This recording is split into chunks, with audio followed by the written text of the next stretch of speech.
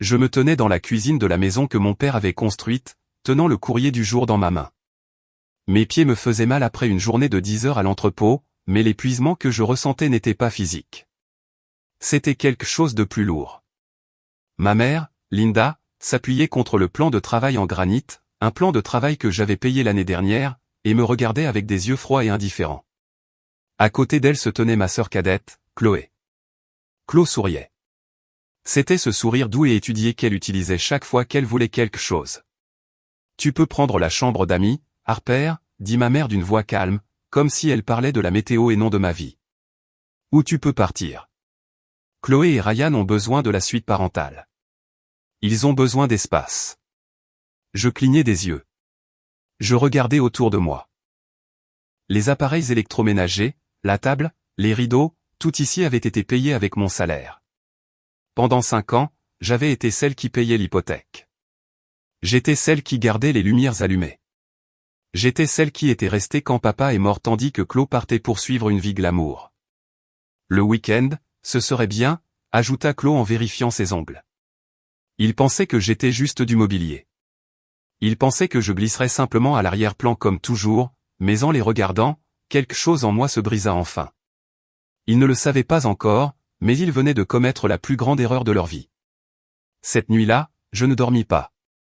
Je montai dans ma chambre, apparemment plus mienne, et m'assis au bord du lit. La maison était silencieuse, mais elle ne semblait pas paisible. Elle semblait lourde. Chaque craquement du plancher résonnait comme une accusation. Je regardais les murs. Je les avais peints moi-même il y a 3 ans. Je me souvenais de l'odeur de la peinture, de la douleur dans mes épaules après avoir appliqué 2 couches de gris doux sur le plâtre. Je pensais alors que c'était mon chez-moi, mon sanctuaire. Maintenant, c'était comme une salle d'attente dont on m'expulsait. Pour comprendre pourquoi cela faisait si mal, il faut comprendre mon père. Et il faut comprendre cette maison. Ce n'était pas seulement un bâtiment en bois et en briques. C'était un projet. C'était une promesse. Il y a 5 ans, mon père, Frank, avait une vision. Il avait acheté cet endroit comme une maison à rénover. C'était un désastre quand nous avons eu les clés, le toit fuyait, les planchers étaient pourris et la cuisine n'avait pas été touchée depuis les années 1970. Mais papa y voyait quelque chose. Il y voyait un endroit où nous pourrions être ensemble. Il y voyait un avenir.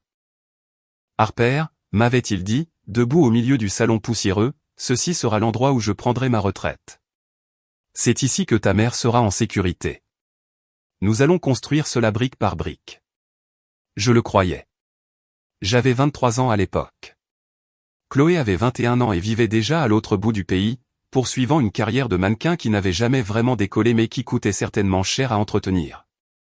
Elle n'était pas là pendant les journées de démolition. Elle n'était pas là lorsque nous avons abattu les cloisons, toussant à travers des masques couverts de poussière blanche. Il n'y avait que moi et papa. Je me souvenais de ces week-ends avec précision. Nous nous levions tôt, buvions un mauvais café dans un thermos et nous mettions au travail. J'ai appris à poser du carrelage. J'ai appris à poncer les planchers jusqu'à ce que le grain du bois ressorte. Nous passions des heures au magasin de bricolage à débattre entre différentes nuances de crédence. « Qu'en penses-tu, Harp » me demandait-il en me montrant 2 carreaux bleus presque identiques. « Maman préfère le plus clair, mais je pense que le plus foncé cache mieux la saleté. »« Prends le foncé » répondais-je. « C'est nous qui allons le nettoyer de toute façon » riait-il. C'était un rire fort et résonnant qui remplissait les espaces vides de la maison. C'étaient les meilleurs jours de ma vie. Je me sentais utile. Je me sentais vu. J'avais l'impression de construire quelque chose de durable. Mais la vie se fiche de vos plans. Papa est mort avant que les rénovations ne soient terminées. Ce n'était pas un déclin lent. C'était un mardi après-midi, une insuffisance cardiaque massive. Une minute il était au travail, la suivante mon téléphone sonnait. Le silence qu'il a laissé était assourdissant. Les funérailles étaient un flou de vêtements noirs et de plats apportés par des voisins que je connaissais à peine, mais je me souviens clairement de Chloé. Elle est arrivée la veille de la cérémonie. Elle était belle, évidemment. Elle portait une robe noire de créateur qui lui allait parfaitement, d'énormes lunettes de soleil et des talons qui s'enfonçaient dans l'herbe du cimetière. Elle pleurait bruyamment au bord de la tombe, se jetait sur le cercueil. Les gens murmuraient sur son chagrin, sur l'amour qu'elle portait à son père. Les caméras étaient sorties. Ses amis prenaient des photos de son deuil pour les réseaux sociaux. Repose en paix, papa. Mon cœur est brisé, publiait-elle plus tard dans la journée. 400 likes. Après la cérémonie, tout le monde est revenu à la maison inachevée. Il n'y avait pas encore de revêtement de sol dans le couloir, juste un sous-plancher en contreplaqué. Chloé se plaignait d'avoir eu une écharpe dans l'orteil. Elle passa la réception dans un coin à envoyer des textos à son petit ami, demandant quand elle pourrait repartir. « Je ne peux pas supporter cette énergie », me dit-elle dans la cuisine pendant que je faisais la vaisselle. « C'est trop déprimant ici. Il faut que je retourne en ville. » Elle est partie 2 jours plus tard. Moi, je ne suis pas parti. Je ne pouvais pas, maman s'était effondrée. Elle avait arrêté de cuisiner. Elle avait arrêté de nettoyer. Elle restait assise dans son fauteuil du salon à fixer la télévision sans vraiment la regarder. Elle était démunie. Papa faisait tout, les factures, les décisions, la conduite. Sans lui, elle était comme un enfant perdu dans une forêt. Et la maison était encore un chantier. Il y avait des murs inachevés, des fils exposés, et un garage rempli des outils de papa. Je suis allé dans ce garage une semaine après les funérailles. Ces outils étaient rangés dans des boîtes métalliques rouges. Sa scie était sur l'établi, couverte d'une fine couche de sueur, exactement là où il l'avait laissée. Je touchais le manche de son marteau. Il était froid. J'avais alors un choix. J'aurais pu partir. J'aurais pu vendre la maison telle qu'elle, prendre ma part et continuer ma vie. J'avais un diplôme. J'avais des perspectives d'emploi dans d'autres villes, mais je regardais ma mère, petite et brisée dans son fauteuil, et je regardais la maison que papa avait tant aimée. Je ne pouvais pas laisser son rêve mourir avec lui. Alors, je suis resté. J'ai tout repris en main. J'ai utilisé mes économies, l'argent que j'avais mis de côté pour une voiture ou un voyage en Europe, pour payer les entrepreneurs et finir le toit. J'ai appris à installer le reste du revêtement de sol moi-même pour économiser. Je passais mes week-ends à peindre, poncer et réparer, comme je le faisais avec papa, sauf que maintenant, je le faisais seul. J'ai pris un poste de coordinatrice logistique dans une entreprise de transport local. Ce n'était pas mon emploi de rêve, mais il était stable et bien payé. Chaque salaire allait sur le compte de la maison. Je payais l'hypothèque. Je payais les taxes foncières. Je payais l'électricité et l'eau. Je payais l'entretien du jardin parce que maman disait que l'herbe trop haute la rendait triste. Maman ne demandait jamais si je pouvais me le permettre. Elle supposait simplement que tout serait pris en charge. Les lumières sont encore allumées, disait-elle.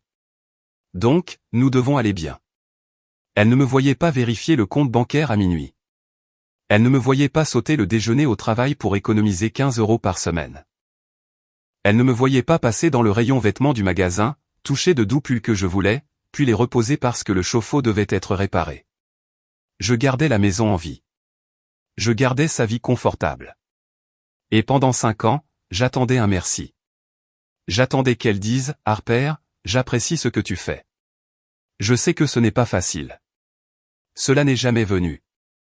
Au lieu de cela, la maison est devenue un simple décor pour sa vie et moi, le personnel d'entretien. Maintenant, assise sur mon lit, écoutant le silence de la maison que j'avais sauvée, l'amertume me brûlait la gorge. Les outils de papa étaient encore dans le garage, organisés et prêts. Le carrelage de la cuisine était celui que nous avions choisi ensemble.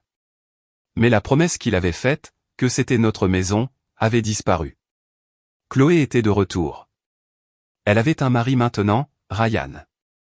Ils étaient brillants, neufs et exigeants. Et maman les regardait avec des étoiles dans les yeux. Moi, j'étais juste la fille qui payait les factures.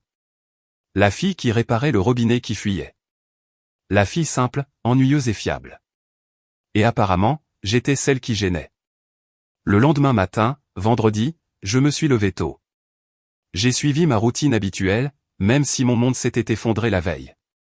Je me suis douché, habillé de mon uniforme de travail, un simple polo et un pantalon, et je suis allé à la cuisine pour préparer le café.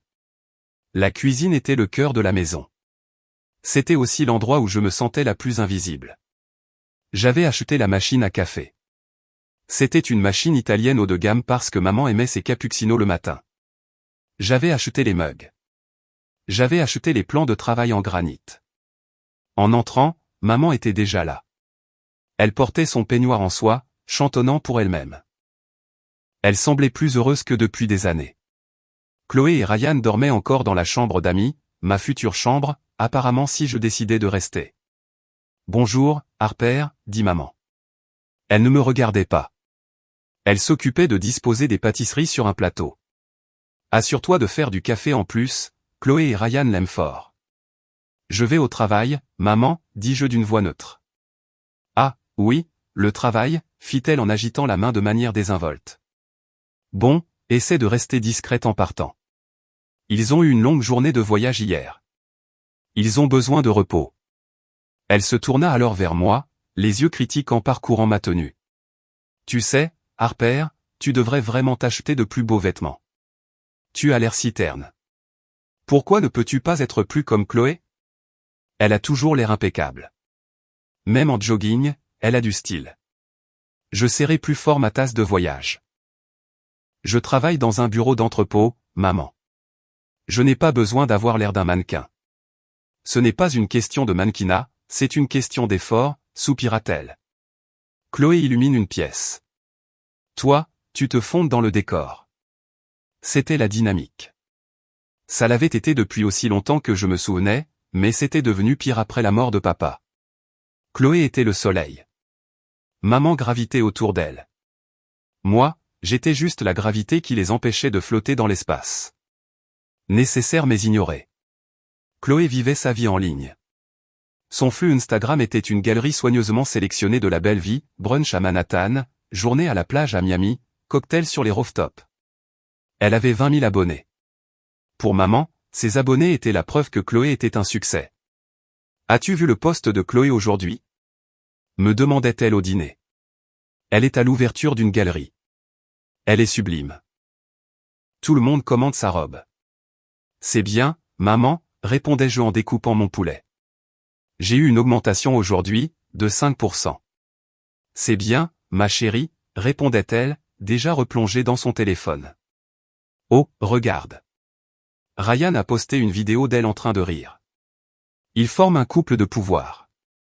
Mon augmentation payait le poulet que nous mangions. Mon augmentation payait pour les données internet qu'elle utilisait pour voir les photos. Mais ça n'avait pas d'importance. L'argent, c'était ennuyeux. La stabilité, c'était ennuyeux. Chloé, elle, était excitante. Il y avait un moment, il y a 2 ans, qui tournait en boucle dans ma tête alors que je conduisais au travail ce vendredi matin. On m'avait proposé une promotion énorme, un poste de directeur logistique senior, presque le double de mon salaire actuel, avec une voiture de fonction et un super package d'avantages. Le hic? C'était à Chicago. Je me souviens être rentré ce jour-là, excité, la lettre d'offre à la main. J'avais l'impression de commencer enfin ma propre vie. J'allais déménager, prendre un bel appartement en ville, peut-être rencontrer quelqu'un. J'ai fait asseoir maman à la table de la cuisine. Maman, j'ai une nouvelle incroyable. J'ai dit, j'ai été promu. Je vais diriger la branche de Chicago. Maman n'a pas souri. Son visage est devenu pâle. Elle a posé sa main sur sa poitrine comme si elle avait des palpitations. Chicago, murmura-t-elle. Mais c'est si loin. C'est un vol de 2 heures, dis-je. Je pourrais venir vous voir, mais et moi? Ses yeux se remplirent instantanément de larmes. C'était un talent qu'elle avait. Ton père est parti. Chloé est partie. Si tu pars, je serai seul dans cette grande maison. Qui m'aidera dans le jardin? Qui réparera les choses quand elles casseront? Je n'y arriverai pas, Harper. Je ne suis pas assez forte. Elle commença à pleurer. De vrais sanglots. Je croyais que nous étions une équipe, dit-elle. Je croyais que tu avais promis à papa de prendre soin de nous. La culpabilité m'a frappé comme un coup physique. La voix de papa résonnait dans ma tête, prends soin de ta mère, Harp. Je sentais les murs se refermer. Je la regardais pleurer à table, la table que j'avais achetée. Et je sentais mes rêves se dissoudre. D'accord, dis-je doucement. D'accord, maman. Ne pleure pas. Je ne partirai pas. Tu ne partiras pas. Elle leva les yeux, pleine d'espoir. Non, je vais refuser. Je resterai, essuya-t-elle ses yeux et sourit. Oh, merci, ma chérie. Tu es une si bonne fille. Je savais que tu ne m'abandonnerais pas. Le lendemain, j'ai refusé l'offre. Mon patron me regardait comme si j'étais folle. Harper, dit-il, c'est un poste qui peut définir ta carrière. Es-tu sûr? Ma famille a besoin de moi. Je lui ai dit, j'ai sacrifié mon futur pour son confort. Et comment m'a-t-elle rendu l'appareil? En me disant que j'étais ennuyeuse. En me comparant à Chloé, qui n'avait jamais rien sacrifié dans sa vie. Chloé rentrait peut-être 2 fois par an. Quand elle venait, c'était un événement. Maman dépensait des centaines d'euros en courses, steaks de qualité, vin cher, fromage raffiné. Elle nettoyait la maison de fond en comble. Enfin, elle me regardait nettoyer. Quand Chloé arrivait, elle déposait ses sacs dans le couloir et s'effondrait sur le canapé. Je suis épuisée, se plaignait-elle. Mon vol avait 20 minutes de retard. C'était un cauchemar. Maman se précipitait pour lui servir un verre de vin. Oh, pauvre bébé. Détends-toi. Harper va monter tes sacs. Et je le faisais. Je portais ses valises Louis Vuitton à l'étage pendant qu'elle était assise sur le canapé que j'avais payé, buvant le vin que j'avais acheté, se plaignant d'une vie de loisirs. Si j'essayais de participer à la conversation, il me coupait la parole. Il parlait de mode, de potins de célébrités, de choses que je ne connaissais pas ou qui m'importaient peu. Si je parlais de travail, de problèmes logistiques ou de gestion de l'entrepôt, il n'écoutait plus. On peut parler de quelque chose de sympa, disait Chloé en roulant les yeux. Tu es toujours si sérieuse, Harper. Tu gâches l'ambiance. Je suis sérieuse parce que les factures sont sérieuses. J'ai craqué une fois. Argent, argent, argent. Chloé a ri. Tu es obsédée. Ça s'arrange toujours, Harper. Ça s'arrange toujours. Ça a marché parce que j'ai fait en sorte que ça marche. Mais eux ne voyaient jamais ça. Ils pensaient que l'argent apparaissait par magie ou que la maison se maintenait toute seule. En conduisant au travail ce vendredi, le souvenir de l'ultimatum de la veille me brûlait l'esprit. Tu peux prendre la chambre d'amis ou déménager. Ce n'était pas juste une question de chambre. C'était le message derrière. Ryan et Chloé voulaient la suite parentale parce qu'ils étaient le couple important. Moi, la sœur célibataire et ennuyeuse, je pouvais être relégué dans la petite chambre d'amis. Je pouvais être déplacé. Et maman avait accepté. Elle les avait choisis. Elle avait choisi l'image d'une famille parfaite plutôt que la fille qui la soutenait réellement. Je me suis garé sur le parking du travail. J'ai coupé le moteur et je suis resté assise un long moment. J'avais passé 5 ans à être utile. J'avais été le rock. J'avais été le soutien. Et en retour, j'étais traité comme une locataire indésirable dans ma propre maison. Un sentiment étrange a commencé à monter dans ma poitrine. Ce n'était plus de la tristesse. Ce n'était plus seulement de la douleur. C'était de la colère. Froide, dure, clarifiante. Je n'allais pas prendre la chambre d'amis. La journée de travail fut floue. J'étais à mon bureau, déplaçant des palettes de marchandises sur un écran, répondant au téléphone, gérant des chauffeurs en colère. D'habitude, ce stress me pesait. Aujourd'hui, je ne le ressentais pas. Mon esprit était entièrement concentré sur une seule chose, la stratégie de sortie. À midi, je n'allais pas à la salle de pause. Je restais à mon bureau et ouvrais ma boîte mail personnelle. Je cherchais un nom, Karen Miller. Elle était directrice des RH du bureau régional de notre entreprise.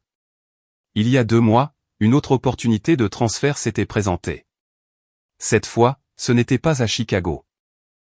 C'était un nouveau centre de distribution à 30 minutes au nord, près d'une ville appelée Georgetown.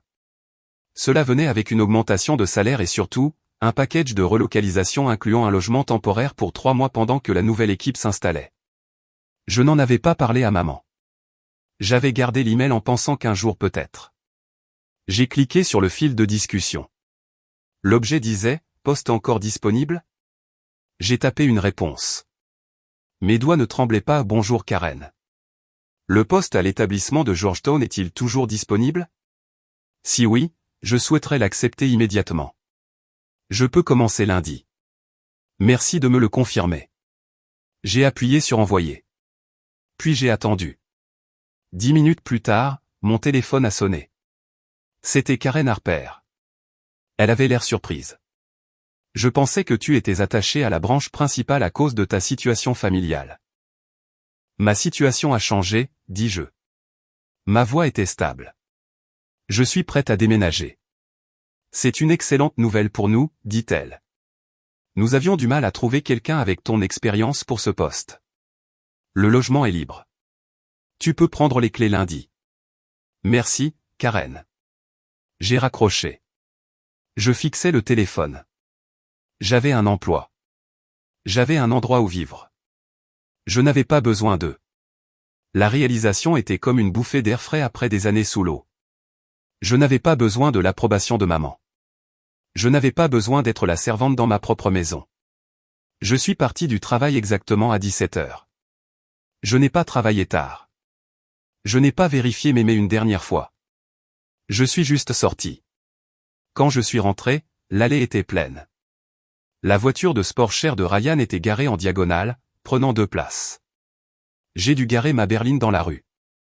Je suis entré. La maison sentait l'ail rôti et le romarin. Maman cuisinait, réellement cuisinait. Harper appela maman depuis la cuisine. Elle avait l'air joyeuse. Nous préparons un rôti pour Ryan. Il adore l'agneau. Je suis entré dans la cuisine. Chloé était assise à l'îlot en train de siroter un verre de vin rouge. Ryan coupait des légumes, riant de quelque chose qu'elle disait. Maman remuait une marmite. Il ressemblait à une carte postale. La famille heureuse. Je restais dans l'encadrement de la porte, toujours en tenue de travail. Tu arrives juste à temps pour mettre la table, dit maman sans lever les yeux. Je ne mange pas, dis-je. Le bavardage s'arrêta. Maman se retourna. Quoi? Pourquoi pas? C'est un dîner de célébration pour le retour de Chloé et Ryan. J'ai des plans. Je mentais. Des plans? Chloé éclata de rire. Depuis quand tu as des plans un vendredi soir? Depuis maintenant, dis-je en passant devant elle, montant les escaliers jusqu'à ma chambre. Je fermai la porte et la verrouillai. Puis je commençai. Je ne fis pas ma valise comme quelqu'un qui part en voyage, mais comme quelqu'un qui s'efface. Je sortis mes valises du placard. Je commençai par mes vêtements, chaque cintre, chaque chaussette, chaque chaussure. Puis je passai aux choses importantes.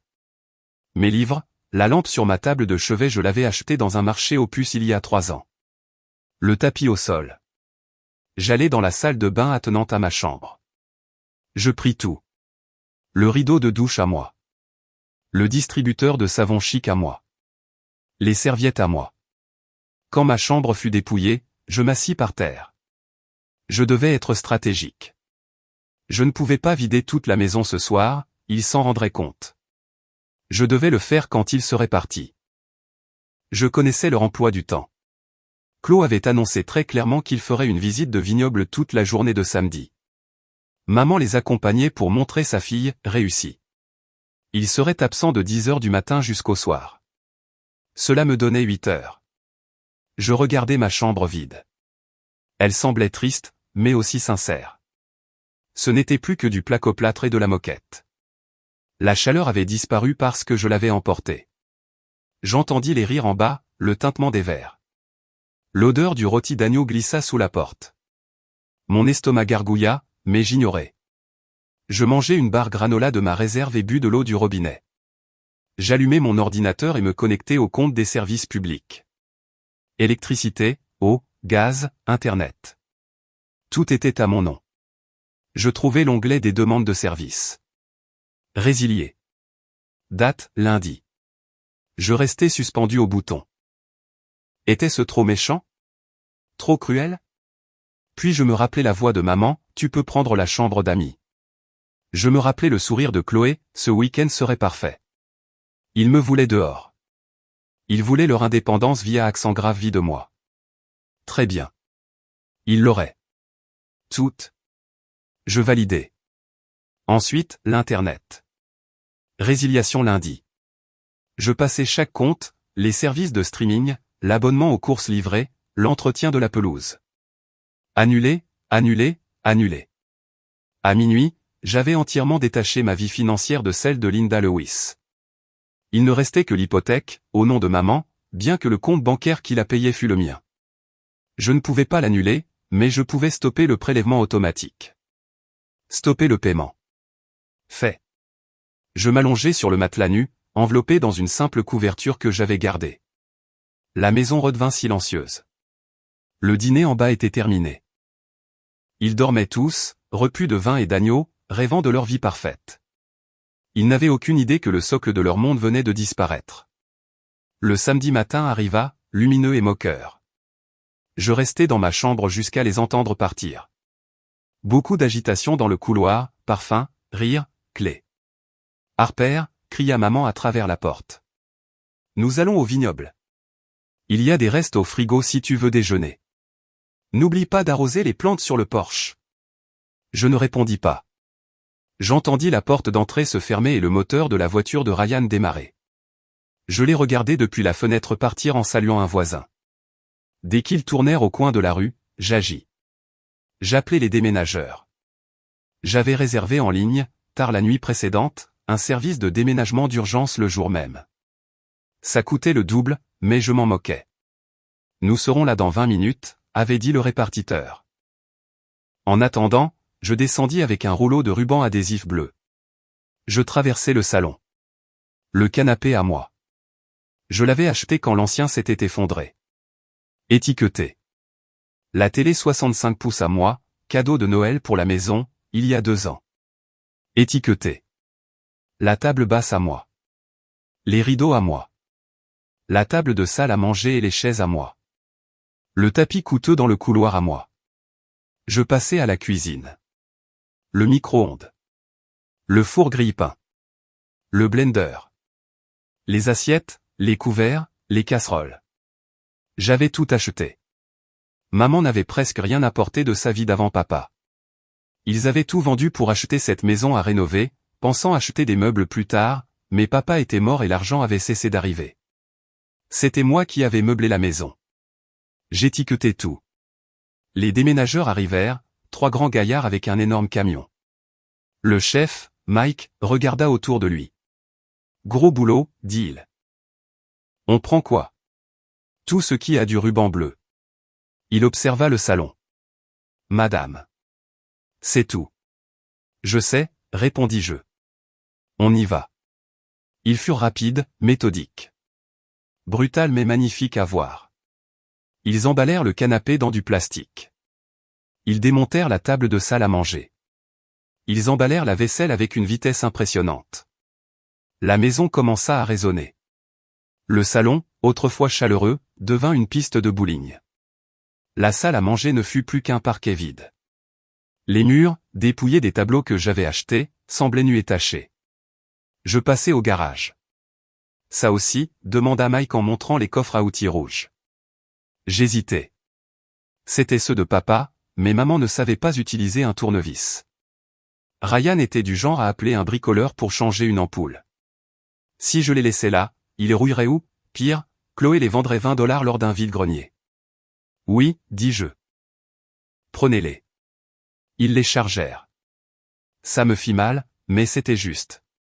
Papa voudrait que ces outils restent avec la personne qui s'en sert. À 16 heures, la maison était un squelette. Choquante de vide. Sans les tapis, les parties du sol encore non finies apparaissaient. Sans les rideaux, la lumière crue de l'après-midi révélait la poussière sur les fenêtres. La maison ressemblait à ce qu'elle était, un chantier abandonné, possédé par des gens qui ne pouvaient pas se le permettre. Le camion était plein. Mike me tendit la tablette, signée ici. Destination ? Je lui donnai l'adresse de mon logement d'entreprise à Georgetown. À tout de suite, dit-il. Le camion s'éloigna. Je fis une dernière inspection. Les comptoirs de la cuisine étaient nus, pas de cafetière, pas de grille-pain, juste du granit vide. Le salon n'avait plus qu'une seule chose, le vieux fauteuil de maman, le seul meuble qu'elle possédait vraiment. Il trônait, pathétique, au milieu de la pièce. Je retirai la clé de rechange de mon porte-clés et la posai sur l'îlot de cuisine. Puis je sortis une enveloppe. À l'intérieur, le reçu du dernier paiement hypothécaire que j'avais effectué. Payé jusqu'à la fin du mois. J'écrivis au dos, « Maman, j'ai suivi ton conseil. Je suis parti. Comme toi et Chloé avaient besoin d'espace, vous l'avez désormais. Tout ce que j'ai pris m'appartient. J'ai les preuves d'achat. Bonne chance pour les factures. Harper. Je laissai la note près de la clé. Je sortis et verrouillai la porte. Je montai dans ma voiture, remplie de mes valises et de mes objets fragiles. Je regardai la maison une dernière fois. De l'extérieur, elle semblait inchangée, beau bardage, pelouse impeccable. Mais l'intérieur était creux. Je ressentis une sensation étrange. J'attendais la panique, la peine. Mais en démarrant la voiture, je compris ce que c'était, de la légèreté. Le poids écrasant du toit n'était plus sur mes épaules. L'obligation d'être là, bonne fille, avait disparu. Je partis sans regarder dans le rétroviseur. J'arrivai à l'appartement 1 heure plus tard. Petit, une chambre, mais moderne et propre. Les déménageurs déchargèrent tout. Mes meubles rentraient à peine, mais je m'arrangeai. Je rangeai les outils de papa dans le placard. Je mis ma cafetière dans la petite cuisine. Je fis mon lit. Ce soir-là, je m'assis sur mon canapé en buvant du thé dans ma tasse. Silence total. Pas de télé à fond, pas de maman qui se plaint des voisins, pas de Chloé qui parade en parlant de ses chaussures. Juste le silence. J'étais seul. Et pour la première fois depuis 5 ans, je n'étais pas seul. J'étais libre. Je m'endormis sur le canapé et ne me réveillai que le dimanche matin. Je rallumai mon téléphone que j'avais éteint en partant. L'écran explosa de notifications. 47 appels manqués, 22 messages vocaux, 60 textos. Maman, 10 appels. Chloé, 8. Ryan, 3. Je lus le premier message de maman, envoyé la veille à 18h30, où sont les meubles? Harper, répond. Puis un autre à 19h, tu es folle? Tu as pris les lits. On dort où? Puis Chloé à 20h, sorcière possessive. Ramène tout ou j'appelle la police. Les derniers, ce matin, maman, Harper, s'il te plaît. La cafetière a disparu. Je ne comprends pas, rappelle-moi. Chloé, tu vas le payer. Je posai le téléphone. Je ne répondis pas. Je suis allé dans la cuisine et je me suis préparé une tasse de café frais. Je me suis tenu sur le balcon de mon nouvel appartement et j'ai regardé le parking en contrebas. La panique les avait envahis. La réalité s'effondrait. Ils étaient rentrés chez eux en s'attendant à un hôtel, à un service, et à la place, ils étaient tombés sur une boîte vide. Et le meilleur dans tout ça, c'est que je n'étais pas là pour arranger les choses. Le lundi matin était étrange, étrange parce qu'il était normal. Je me suis réveillé dans mon nouvel appartement à Georgetown. Le soleil passait à travers les stores. Il n'y avait pas de cris, pas de bruit passif-agressif de casseroles venant de la cuisine. J'ai pris ma douche dans ma propre salle de bain, je me suis habillé pour le travail et j'ai conduit 10 minutes jusqu'au nouveau centre de distribution. En entrant, l'air sentait le carton frais et le café. Mon équipe était petite, et elle a souri en me voyant. Bonjour, Harper, a dit mon nouveau manager, Dave. Heureux de t'avoir parmi nous. Nous avons un désordre dans la zone d'expédition. Tu peux jeter un œil. J'ai répondu que oui et je me suis installé à mon nouveau bureau. J'ai commencé à travailler, dans une paix totale. Pendant 4 heures, j'ai oublié l'explosion que j'avais laissée derrière moi. Puis, à 11 heures, mon portable a sonné. Ce n'était ni ma mère, ni Chloé, mais Jerry, le gardien de sécurité de mon ancien entrepôt. « Salut Jerry, tout va bien? » Harper, murmura-t-il, stressé, tu dois venir ici ou je dois appeler la police. Je ne comprenais pas, qu'est-ce qui se passe? Ta mère, ta sœur et un type en costume. Ils sont dans le hall. Ta mère hurle sur la réceptionniste, elle dit et tu as été enlevé. Et exige de voir ton patron. Mon estomac se noie, j'avais oublié un détail crucial, je ne leur avais pas dit que j'avais été transféré. Jerry, dis-je calmement, je ne travaille plus là-bas. J'ai été transféré. Dis-leur que je suis en sécurité mais pas là. J'ai essayé, dit Jerry, ta sœur filme tout avec son téléphone et menace de poursuivre l'entreprise pour t'avoir caché. C'est une vraie scène, Harper. J'ai fermé les yeux, une vague d'humiliation m'envahit. Même absente, il trouvait encore le moyen de me ridiculiser. Désolé, Jerry, dis-leur que je les rejoindrai à la maison à 18h, qu'ils rentrent chez eux. D'accord, je leur dirai, mais ta mère a l'air folle. Je sais. Merci, j'ai ri. Mes mains tremblaient légèrement, non pas de peur mais de colère, ils étaient venus à mon travail pour mettre en péril ma réputation professionnelle parce qu'ils ne trouvaient pas leur cafetière. J'ai travaillé le reste de la journée, mais mon esprit était partagé, je redoutais 18 heures, mais je savais qu'il fallait que j'y retourne une dernière fois, que je les affronte. Sinon, ils continueraient à me traquer, à venir jusqu'à mon appartement une fois qu'ils auraient trouvé l'adresse.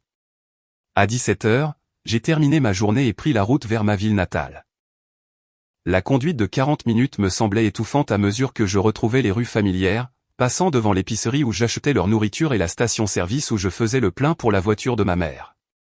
Je suis arrivé dans notre rue, la maison semblait normale de l'extérieur, la pelouse verte, les parterres de fleurs que j'avais plantés en fleurs, mais la voiture de Ryan était garée de travers dans l'allée, celle de ma mère derrière. Je me suis garé dans la rue, j'ai pris une grande inspiration, monté le chemin pavé par mon père, utilisé ma clé de rechange gardée pour ce moment et ouvert la porte. Le premier choc fut le son, un écho. Une maison meublée absorbe le son, une maison vide le renvoie. « Bonjour », ai-je appelé. « Elle est là », hurla la voix de Chloé depuis la cuisine. Je suis descendu dans le couloir, les planches du sol grinçaient, puis j'ai pénétré dans la cuisine, un spectacle pathétique. Ma mère était assise sur une chaise de camping, l'une des vieilles du garage que je n'avais pas emportée. Chloé s'appuyait sur le comptoir, les bras croisés, furieuse. Ryan était assis sur une glacière, le nez collé à son téléphone. Ils ressemblaient à des squatteurs chez eux. À ma vue, la pièce explosa. « Toi !» Ma mère se leva si vite que la chaise tomba. Petite ingrate et méchante. « Où sont mes affaires ?» cria Chloé en marchant vers moi, le doigt pointé sur mon visage. « Où est le canapé ? La télé ? Les lits ? On a dormi par terre, Harper. »« Je n'ai pas pris vos affaires, » répondis-je calmement. « J'ai pris les miennes. C'est notre maison. Tout dans cette maison appartient à la famille, » hurla maman. « Non, » dis-je. « La maison t'appartient, maman, mais ce qui est à l'intérieur appartient à celui qui a payé. C'est moi. » J'ai regardé la cuisine vide, pas de grille-pain, pas de micro-ondes, juste les plans de travail nus. J'ai laissé le frigo et la cuisinière, ils viennent avec la maison. Pour tout le reste, j'ai les reçus. Chaque reçu, des fourchettes au matelas. Tu nous as humiliés, cracha Chloé. On a eu l'air idiote à ton bureau. Vous aviez l'air idiote parce que vous avez agi comme des idiotes, dis-je. J'ai été transféré, Chloé. Je ne travaille plus là-bas. J'ai un nouveau job, une nouvelle vie. Ryan leva les yeux de son téléphone, attends. Tu as été transféré ? Ça veut dire que tu ne paies plus la facture d'électricité ? Je le regardais, il venait de comprendre le vrai problème. Exact, Ryan. J'ai tout annulé, électricité, eau, gaz, internet. Tout sera coupé demain si vous ne mettez pas ça à votre nom. La couleur disparut du visage de maman. Demain ? Murmura-t-elle. Oui, dis-je. Je suggère de téléphoner aux compagnies dès demain matin.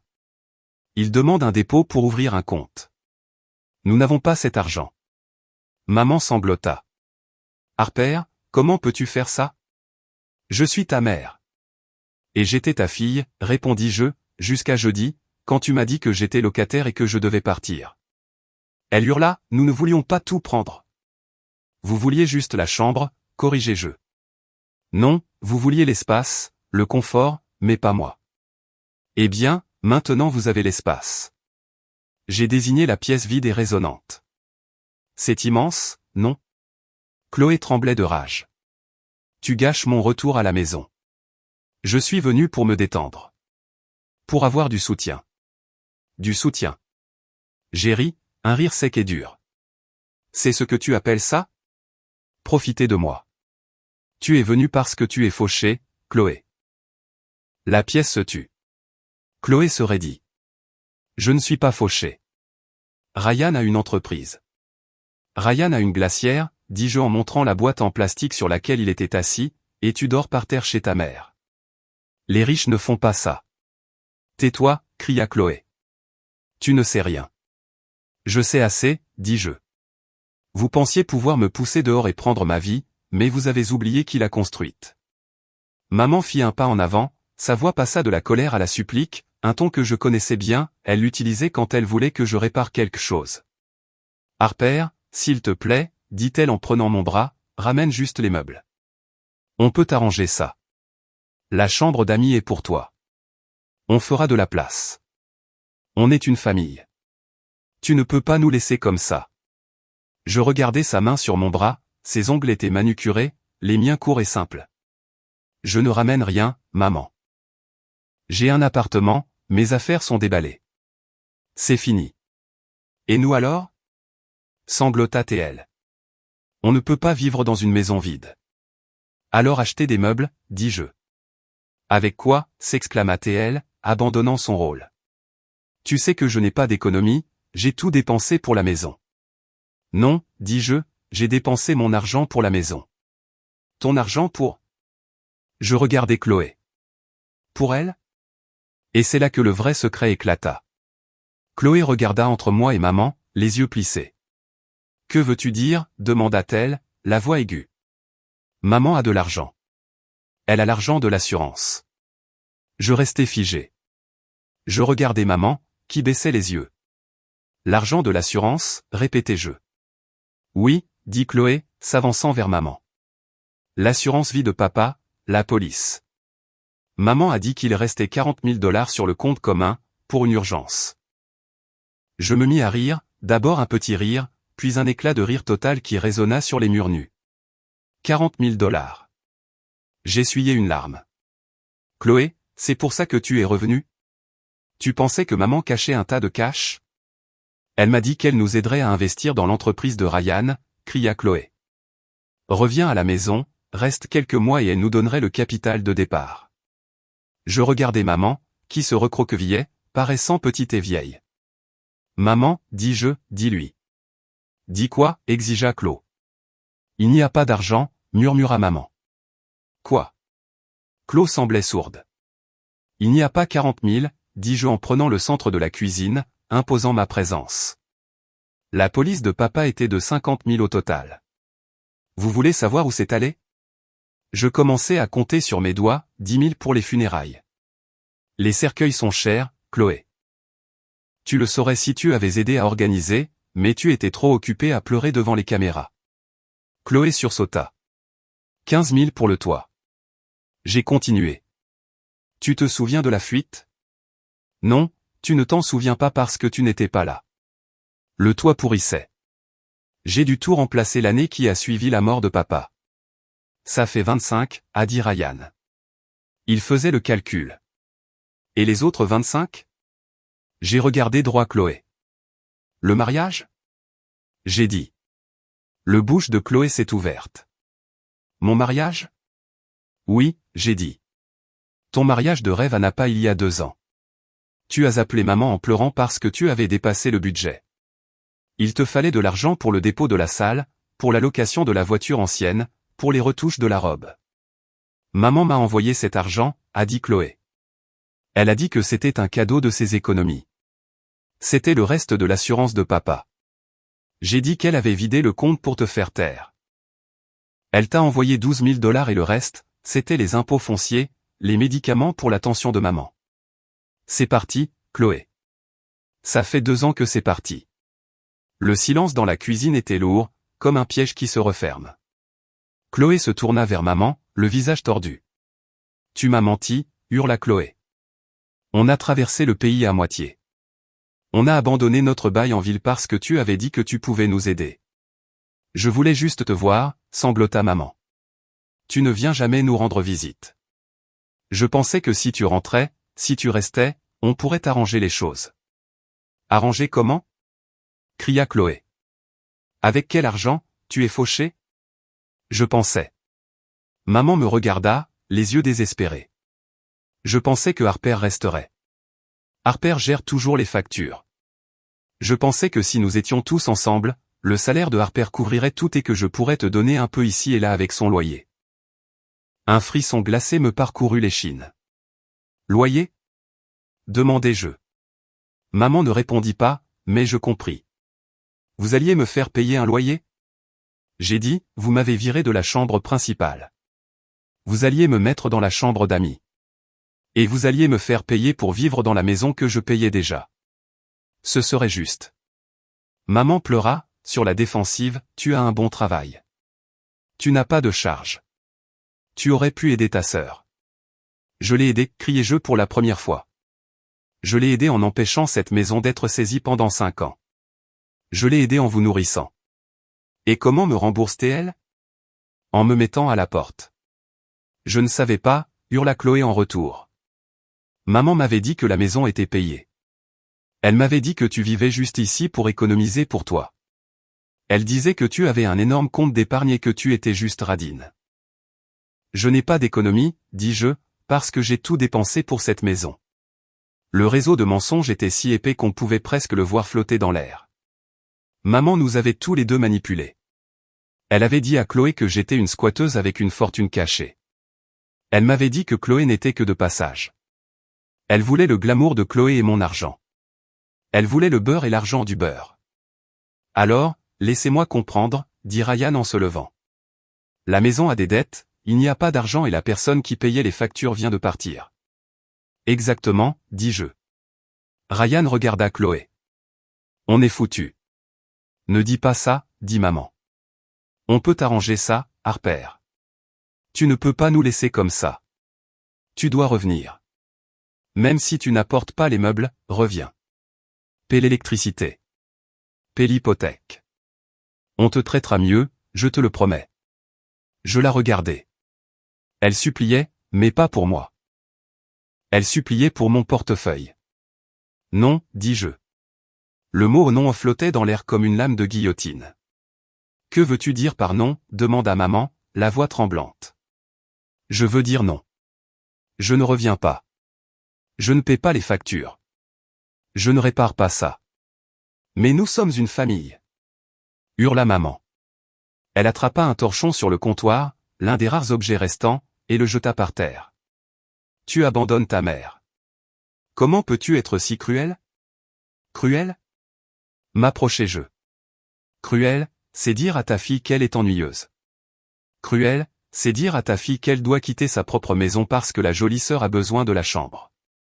Cruel, c'est mentir à tout le monde juste pour obtenir ce que tu veux. J'ai fait ce que je devais pour garder cette famille unie. Maman insista. Tu ne l'as pas gardée unie. J'ai dit, tu l'as détruite. Tu as fait des préférences, maman, et tu as choisi la mauvaise. Je regardais Chloé. Elle était assise par terre, la tête dans les mains. Elle ne pleurait pas pour les caméras cette fois.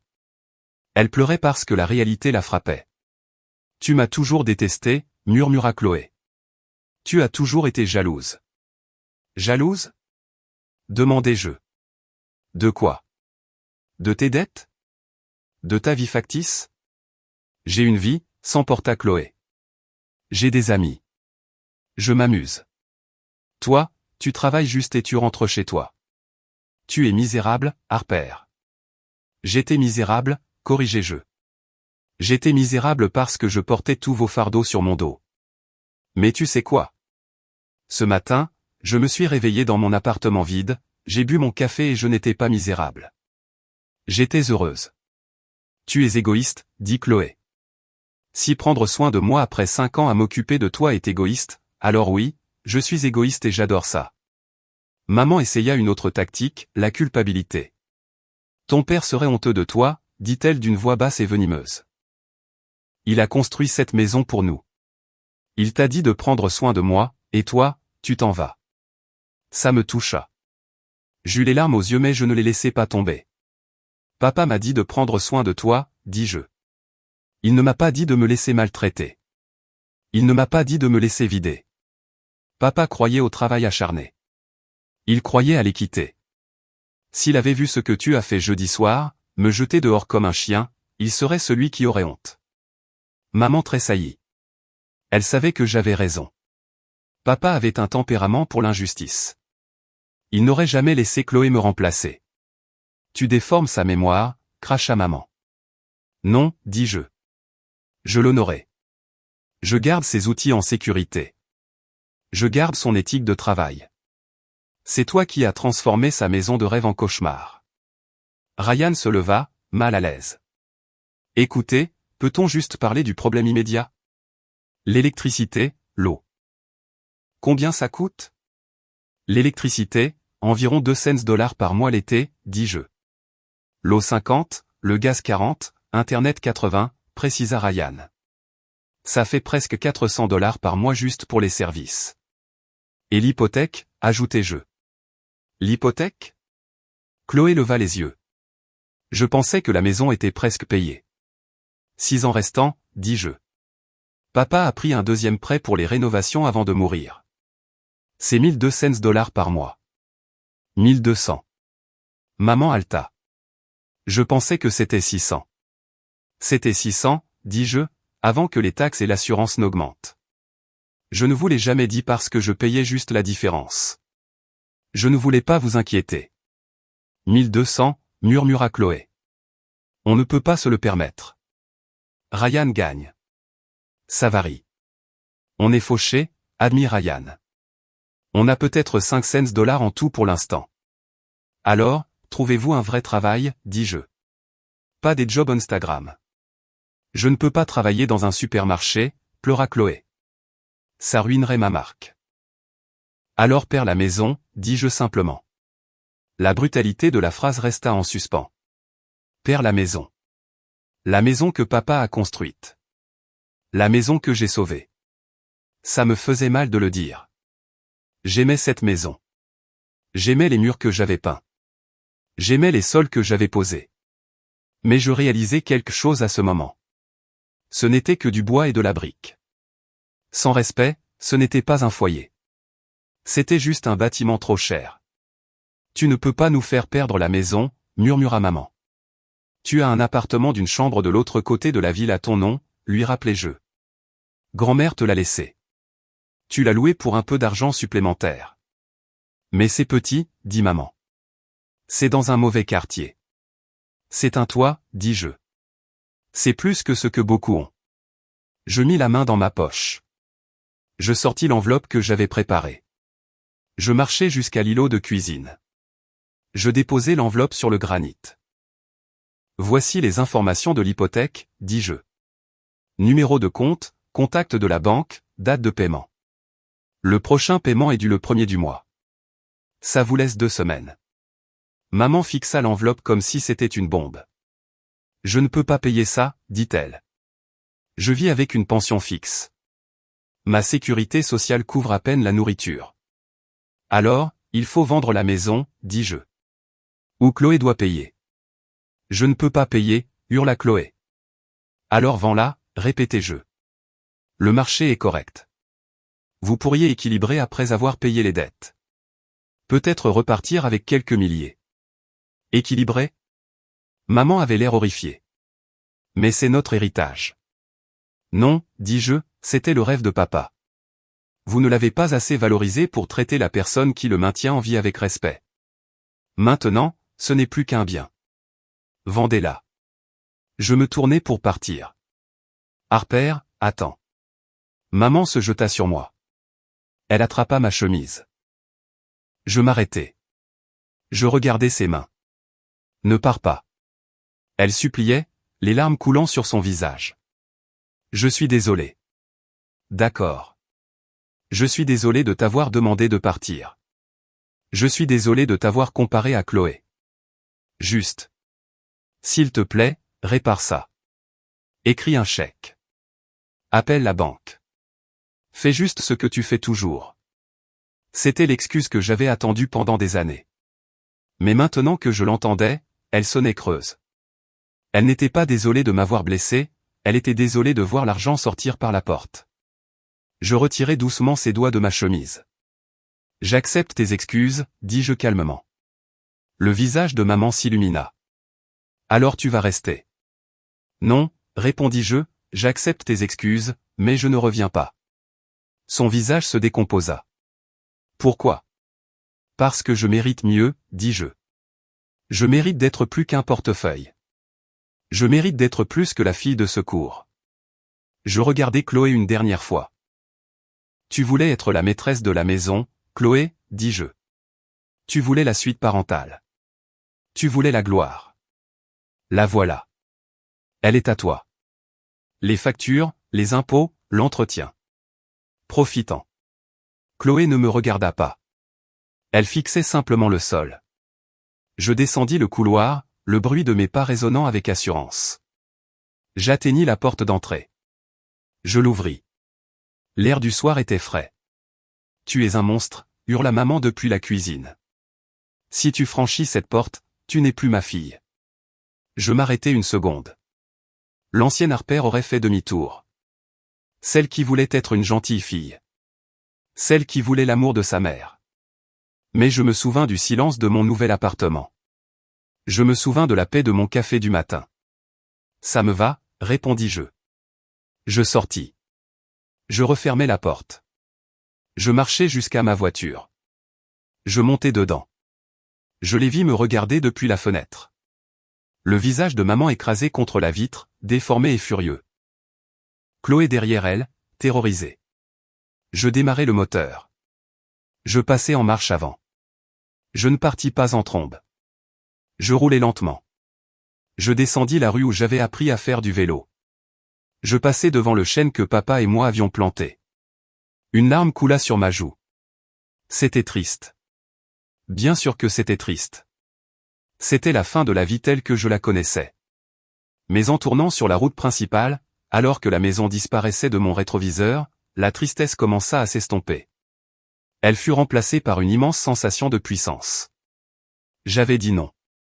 Pour la première fois de ma vie, je m'étais choisi. 3 mois passèrent.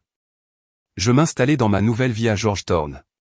Le logement d'entreprise prit fin et je louai une jolie maison de ville à quelques rues de là. Elle n'était pas grande, mais elle était à moi. Je la décorai lentement. J'achetai un tapis jaune parce que j'aimais le jaune, même si maman disait toujours que c'était kitsch. J'achetai des plantes. Des livres. Je me fis des amis au travail. On allait prendre un verre le vendredi. Je rencontrai un garçon nommé Marc à la salle de pause. Il était drôle et gentil. On sortit quelques fois. Il ne me comparait à personne. Il m'aimait pour moi. Je ne bloquai pas les numéros de ma famille, mais je ne répondis pas non plus. Les messages vocaux changèrent avec le temps. D'abord, ils étaient en colère, décroche. Tu nous dois ça.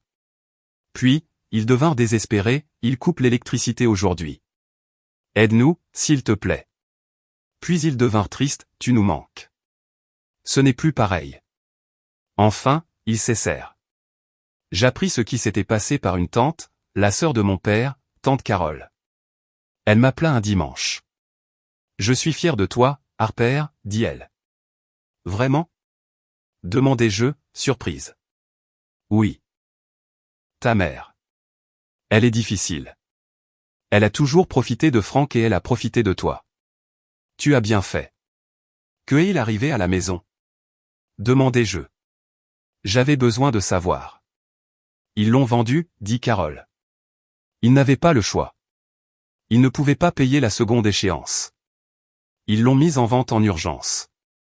Elle est partie bien en dessous du prix du marché parce qu'il avait baissé et que le jardin était à l'abandon.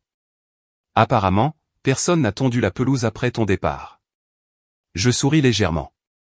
L'herbe poussait toujours vite l'été. Ils ont gagné quelque chose? À peine, dit Carole. Après avoir payé l'hypothèque et les frais d'agence, il leur restait environ $5 000. 5 000? Répétai-je. Ça ne durerait pas un mois pour Chloé. Où sont-ils maintenant? Linda a emménagé dans sa petite location, dit Carole, et Chloé et Ryan se sont installés avec elle. Tous les trois dans une pièce. Je l'imaginais. Les trois entassés dans ce minuscule espace. Maman sur le canapé. Chloé et Ryan dans la chambre. Les disputes, le ressentiment. Ryan est parti la semaine dernière, ajouta Carole. Il est retourné chez ses parents dans l'Ohio. Il a dit à Chloé qu'il ne supportait plus le chaos. Donc il n'y a plus que maman et Chloé. Elles sont misérables, dit Carole. Elles te blâment, évidemment. Elles disent à tout le monde que tu as volé leur héritage. Qu'elles parlent, dis-je. Je connais la vérité. Nous la connaissons tous. Prends soin de toi, Harper, dit Carole. Je raccrochai. Je m'assis sur mon tapis jaune. Le soleil se couchait, projetant une lumière chaude dans mon salon. Je pensais à la maison que papa avait construite. Aux carreaux que nous avions posés. J'avais cru que cette maison était mon identité. Que si je la perdais, je ne serais plus rien. Mais maintenant, je comprenais que cette maison n'était qu'une coquille. La force, la ténacité, la discipline, la capacité de construire et de réparer, tout cela était en moi. Je l'ai emporté en partant. Elles avaient la maison, et elles l'ont perdue parce qu'elles ne savaient pas en prendre soin. Moi, je n'avais rien d'autre que mes cartons, et j'ai construit un foyer. Mon téléphone vibra. C'était un message de Marc: dîner ce soir? Je connais un super endroit pour les tacos. Je souris. Je répondis: parfait. Je posai mon téléphone. Je regardais ma pièce calme et paisible. Elles m'avaient voulu dehors pour leur confort. Elles pensaient que j'étais jetable. Mais au final, je n'ai pas seulement survécu sans elles. J'ai prospéré. Je n'étais plus la victime. Je n'étais plus la servante. J'étais Harper. Et pour la première fois, cela suffisait.